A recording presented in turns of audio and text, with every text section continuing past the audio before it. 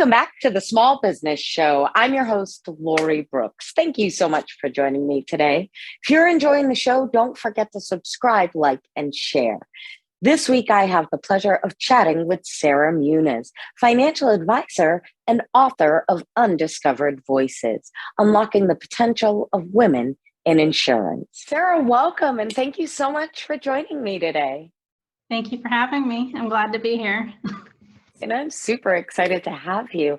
I'm excited to dive into your journey as an entrepreneur, as a financial advisor, and as an author as well. But before we do, I want to rewind the clock just a bit. I want to go back to, say, the days of junior high. I want you to think of a time when a mentor or an aunt or an uncle would have asked you what it is you want to be when you grow up. Sarah, what was your answer to that question back then? The answer is kind of funny because I wanted to be a writer, a full-time writer. In writing the book, I guess I fulfilled that. And that's an interesting question because I hadn't even thought about that. But yeah, that was really what I wanted to do, write fiction. I used to write little short fiction stories. And that's always been an outlet. And you did. You fulfilled that journey. You have become an author. And I absolutely adore your book. We will be diving into Undiscovered Voices in a moment. But that is one of my favorite questions. That's why I start the show off like that, because I like hearing that reflection, because sometimes we're brought back to the reality that we actually have fulfilled the journey. We actually have gotten where we wanted to be. And it may not have looked the way we thought it would, but we did it. So it's always awesome to have that question. So I'm curious, you decided you wanted to be a writer, but before you became an author, before Undiscovered Voices was a thing, you had an entrepreneurial journey in and of itself that started off, from what I understand, and you can correct me, in the financial services industry. So, and maybe I'm wrong, but let me know, was that your first entrance into the entrepreneurial journey? What was it for you that made you think of the entrepreneurial journey? So I just want to be able to build opportunities for myself and really be in charge of it. It's really hard when others are making the decisions without you. So I've been in the insurance business for 22 years now, and I've always worked in a company where there's leadership making all the decisions. And a lot of times when I tell leadership or give them my suggestions on what we could do better, it gets ignored and it's frustrating. So at this point in my life, I just want to be able to make decisions, whether they're right or wrong. I want to be able to control my journey rather than someone else controlling it for me. And that is truly one of the catalysts that I've heard time and time again, and partially was the catalyst for my own journey. The ability to have control over our own lives and over our own journeys. When I was diagnosed and put on an unpaid medical leave, I was not in control of my journey. I was not in control of my income, and I felt like I wasn't in control of my life. And I've heard a number of other entrepreneurs who've had that same recognition for one reason or another, whether it be an employer or a health scenario that kind of sparks that recognition, like, I could leave it up to other people, but that uncertainty doesn't feel great to me. And that's not to say that there's not uncertainty in the entrepreneurial journey. Oh, there is plenty of it. But having that control over it is truly what makes the difference. So you started off in the insurance industry, and you've been in the insurance industry, as you said, for 22 years. And then you became an author. You decided you wanted to start fulfilling this other piece of your journey and really highlighting the insurance industry in a manner that I don't feel it has been highlighted before.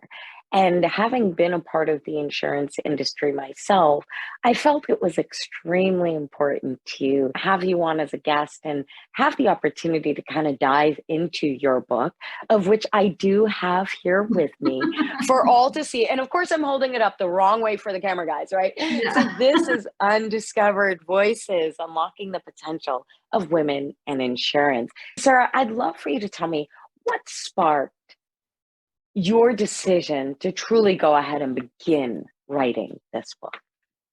I always thought that, or for the longest time, I thought that the obstacles or the barriers that have been in place throughout my career and all the no's I've been told Mm-hmm. was my fault, that I was the Mm-hmm. common denominator. And as I've spoken with more and more women, we all go through the similar situations where Mm-hmm. you watch a man move up ahead of you that's not even as talented as you. Their production isn't as good. You're working twice as hard and they're getting recognition for your work, that type of thing. And after trying to change that for myself for so many years and even changing employers, it hasn't really changed. And when I'm talking to other women, when we talk in small groups, they've said the same thing. Yet, heard this actually since 2018. I was working for an insurtech and I was going to a lot of conventions, and the common problem that everyone was trying to solve is that there weren't enough people in the insurance industry to attract to bring in. There wasn't enough talent. Yeah. And it got me to thinking, I'm like, wow, there's so much talent already in the industry, and it gets stuck at a certain level because you're not willing to see the women for what they are, whether they're in service, whether they're producers, whether they're, tech or whatever they're doing. They get stuck and men tend to move ahead of them. And it has nothing to do with talent, the men moving ahead. And at some point, a lot of the women get frustrated and they start creating their own opportunities. And that's what we're seeing. Women are leaving the industry because they've found that they can't move forward. Right. And so my whole book is about how do we retain the talent that we already have in the industry and help it flourish. If we can help all the women that nobody is listening to and actually take their opinions and work them into our plans and bring them to the table, that type of thing, make them feel heard. If we could really listen and make them feel heard in the industry, we would watch it bloom. All the talent, we would go from talent crisis to talent abundance. And that's really what I'm trying to spread the word of, is that we don't have a talent crisis. We don't have a talent shortage. We have a leadership problem. Yeah. And that's where it needs to change. I definitely agree. And I think it's not necessarily, I wouldn't even phrase it as a problem. I think it's a blockage. I think it's a true leadership blockage. It's a lack of recognition. It's as though there's a wall and it just isn't understood. I feel very much so that as people enter the insurance industry, they're placed into a role and then they maintain that role and status for many years to come without attempting to make vertical movements in their career. I've seen a lot of lateral position switches, but never vertical movements beyond where they come into the industry. I think it's not just a leadership blockage, but I think it's also a blockage on the part of those who are in the industry and the lack of recognition that the opportunities do exist. Because I feel like oftentimes there are women in the industry who are more than talented, more than capable, but also so overwhelmed with their own position that it is very difficult for them to see beyond where they are and what the potential opportunity is. And I think, again, that's where it comes back to the leadership instigating that thought process for them. So again, it's this leadership blockage, but also a lack of recognition on both sides of the opportunities available and those that are available to fill those opportunities. So I thought your book was absolutely wonderfully written. I thought you articulated some of the bigger issues in the industry quite well. And I truly encourage all financial advisors, all those who are involved in the insurance industry, and anyone even thinking about getting involved in the insurance industry to pick up the book, take a moment to digest it, and think about how it can go about changing your office and the industry as a whole. And I'm positive that Sarah would love to hear from you and have you reach out and chat with her about how it is that it's helped you or your ideas and thoughts on the books. Sarah, if you have a web address that you want to share for everyone to go ahead and reach out, or an email address, feel free to go ahead and plug that now for the book. Yeah, absolutely. So undiscoveredvoices.org is my website. I really hope that people head over to undiscoveredvoices.org, and I'll be sure to include a link to the website on the show notes page for all of you who are looking to reach out or grab a copy of the book. So, Sarah, I would love to know, now that you've written the book, what is your hope? What is your thought process of how you think that the book will truly start changing the industry? So my hopes are that leadership and higher ups take the opportunity to look at it through the eyes of a woman, of what the issues are, and not just one woman, but I have women. I have several women that shared their stories within the industry. And not all of them were complete barriers, but a lot of them were. There's some success stories, and they were kind of like the how-tos. This is how we can help women flourish in the industry and really use their full potential. But I'm hoping that men can see and leadership can see what we go through and how to help take some of those barriers, create those career paths, and make it easier for your staff to flourish. And I believe that the next generation is going to naturally be attracted to the industries that are doing the right thing, that have more equality, that have more diverse leadership. That's really what Gen Z wants to see. And so we're not going to attract them if we've been doing things the same way we've always been doing it for the last 200 years. And unfortunately, in the book, after I did research, we really haven't changed the way we've done things in the last, since the beginning of insurance. So that's part of what I like. And then the other thing is, what I've seen is a lot of women have read my book, and it really resonated with them. That feeling of feeling like, there's something that you're doing wrong, rather than the system needs to be changed, has really helped a lot of them not feel so, alone in the what's going on. So I want to just, help women know that it's not their fault, and we can start making these changes all together if leadership and everybody underneath collaborate to make it better. Definitely. I 100% think that if the collaboration starts to build throughout the industry, we would see a lot of changes, and maybe even a group can be created for undiscovered voices to actually connect online and have that opportunity to share those personal experiences and share the opportunities that they are seeing may come about throughout the industry as your book goes across the globe, and really help the insurance industry start making some changes. So if you had the opportunity to go back, say 10, 15 years and tell yourself just one thing about your journey or about the insurance industry or about becoming a writer, what do you feel like that would be? 10 or 15 years ago. So that was kind of an interesting time. I was not really happy in the role that I was in, and didn't know what else was out there, and was just trying to figure it all out, and kind of felt pigeonholed.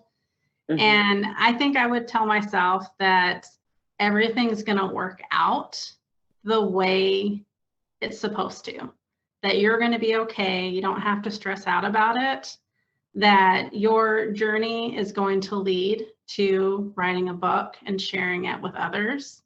And so I think I kind of feel like the struggles that I've had have really, if I didn't have those struggles, I wouldn't feel a need to share those struggles with others. If everything was, rainbows and unicorns, then I would be writing about rainbows and unicorns. And so really sharing the journey with myself, just saying everything's going to be okay. It's going to work out. You're going to flourish. Definitely. Hold on to that. And I kind of wish, let's be a little bit going into the future. I kind of want myself from 10 years later down the road. I want it to come tell me right now that everything's going to be great and even better than it is now, so that I won't have those self-doubts. Everything is as it should be. I have to say that daily sometimes because this journey can be so hectic. It can be an extremely stressful one. It can be. And if you don't find ways to manage the stress, manage the ebbs and flows and the roller coaster of a ride that it is, it can lead to burnout really, really quickly. It really can. And I think it's important to remember to give yourself grace on this journey. Some days are going to feel super productive. You're going to do a million things. You're going to close 18 deals and, maybe not 18, but you get my point. And then there's going to be days where you don't hear from anybody. There's absolutely no traffic on the website. And you know what I mean? And the journey, it definitely makes you feel frustrated at times. And having the way to manage that is extremely important. Having those mantras, having, that ability to do a mindset transformation, that ability to stop and meditate for a couple of minutes, whatever it is super important to keep yourself in that right frame of mind to recognize that moving forward is the only thing we can do on this journey. So we just have to continue doing so. What do you feel has really helped you push forward throughout the journey? What has helped you to maintain that mindset? So I have actually, and I think it's really important to share this, but I've done a lot of inner work and I'm still working on it with a therapist. Because I do go back and forth and I tend to go back into childhood issues that I didn't realize I was dealing with until it was probably like 5 years ago. And so just going in and getting telling her what I'm going through, and then she can remind me, okay, you went through this before and you thought this before, and this is how we challenge it. So it's really getting that continuous help in the outside perspective that's really been helping me maintain a positive outlook most of the time. I love that. I'm so transparent. No, and I so appreciate it because that's what the audience needs. They need to really be able to understand that, like, the journey's it's not a bed of roses. And I think that's the misconception when people go into entrepreneurship. People are like, they hear about somebody who made $1 million on Instagram and they're like, I can do that too. And then they get disheartened when they recognize that that's not what's happening, or when they've gone 6 months and haven't made anything, in their business. And so I want for the audience to understand that there is so much self-work that goes into the entrepreneurial journey. So I thank you for saying that, because it takes a lot of self-work, a lot of self-reflection to recognize patterns, to recognize self during this journey. And whether you're on an entrepreneurial journey or just the journey of life, that is such a huge piece of growth and moving forward in life. And I feel like if you don't take the time to do that work, you get stuck. You can't realistically grow. So as much as some people like to pretend like it's not important or like it's not being done, that is like one of the huge foundational pieces of life and of the entrepreneurial journey, because without it, you can end up just stuck in a rut. So no, I appreciate you stating that, because it is truly important to have that accountability, have those people that you surround yourself with to reflect with you, to help you bring those pieces out, have that pattern recognition so that you yourself can grow. So thank you for that. So definitely. So the show is really designed to hopefully help entrepreneurs, the viewers, come up with an idea for a business in an industry that they may not have been thinking of.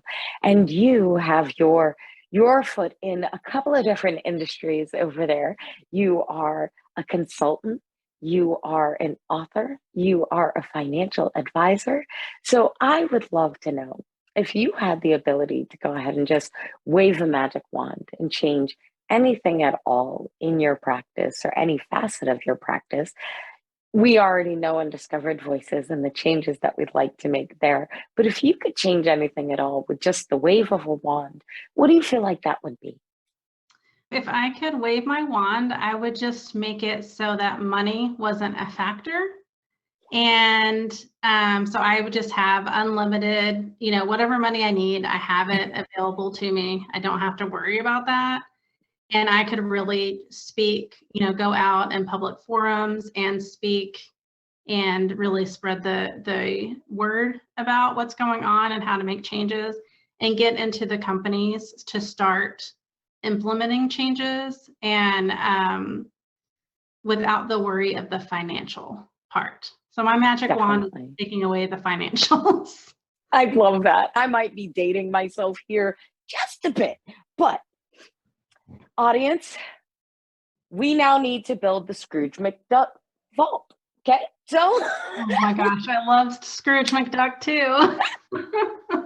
we need the vault, Sarah. Yes. That's what we need. We need to be able to dive into our little vault, handle everything else. Because I agree, if we had the money pit, it would be so much easier to help so many people. So, audience, get on it. Get on it. Scrooge McDuck's vault can no longer be just a cartoon. Sarah and I both need you guys to put it together. Sarah, I love that. And I have absolutely enjoyed chatting with you this afternoon. I thank you so much for joining me and for sharing your journey with the audience, and for also sharing your book with the audience and with the world. I am really looking forward to the changes that I know in my heart are coming across the industry. So thank you for all that you've done and for being here today. Absolutely. Thank you.